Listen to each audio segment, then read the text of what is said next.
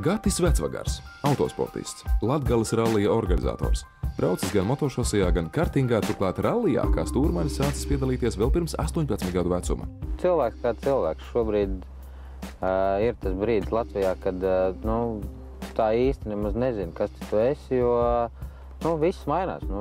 Ja, teiksim, var mierīgi vienā dienā valsts palikt bez vadības, tad visi tie sūdi, kas ir apkārt ar tavu ikdienu, viņi liekas tik mazsvarīgi, jo, ja tā globāli to paņem, tad katrs šis te izgājiens tur pie tiem lielajiem onkuļiem kaut kādā brīdī tā vai tā atsaucās arī uz mums kā uz iedzīvotājiem.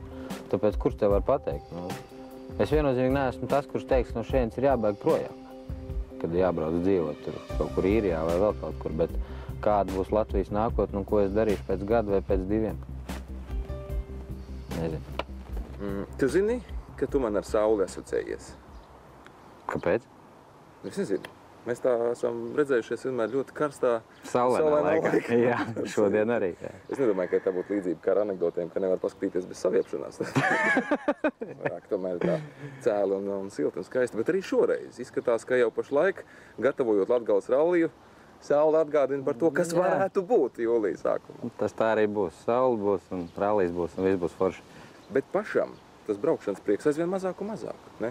Jā, te ir tā kā ar to viepšanos, diemžēl jāviebjās. Gribās braukt, bet kādam ir jāorganizē. Un mērķis laikam ir Liepājā izbraukt ar sporta mašīnu un Madonā mēs brauksim pa 0 kā atklājošā mašīna. Bet kā tev pietrūkst rallija automobīļos, sporta mašīnā, domāju, no savu komforta viedokļa braucot? Ir kādreiz gribējies, ka es te varētu... Tā baigi globāli pateicu no savu komforta viedokļa. Man arī tomēr tas vecums pamazām paliek gudrāks un vecāks un rallija mašīnā sāk pietrūkt komforts. Tā globāli pasakot, pietrūkst komforts, baigi, viss kratās, grab, troksnis liels. Mūsu šīs dienas testa auto ir Mercedes-Benz C klase. Lai gan pēc izmēra no šī auto sanāktu tīri labs rallija auto, tam ar šo stihiju nav nekādas saistības.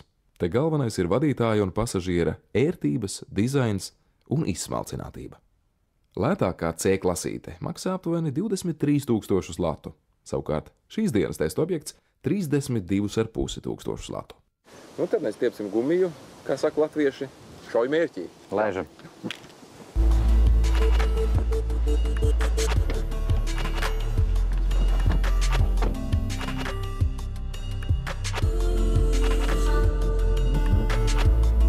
C klases ārējais veidols pēdējos 4 gadus nav mainījies. Un tikai nesen šis auto pārdzīvoja tā saucamo faceliftu, kura galvenās izmaiņas manāmas tieši auto salonā. Ja agrāk šis auto bija tāda kā pabērna lomā, kā nekā lētākais, pilnvērtīgais Mercedes, par A un B klasi nerunāsim, jo tos īsti par Mercedes-Benz nenosauksi, tad tagad tā salons beidzot ir kļuvis tāds, kā tam būtu jābūt. Vēl joprojām manāmas pāris lētas, krāsotas plastmasas pogas, bet pārējais atstāja tiešām galantu iespēju.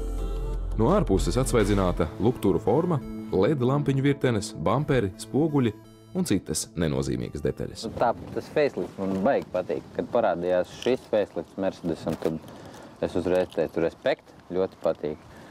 Kā sports, ar komfortu, ar to pašu biznesu, ko mēs runājām, viņš šeit arī ir tajā faceliftā. Pirms ķeramies pie plašākas Mercedes C klases vērtēšanas, dodamies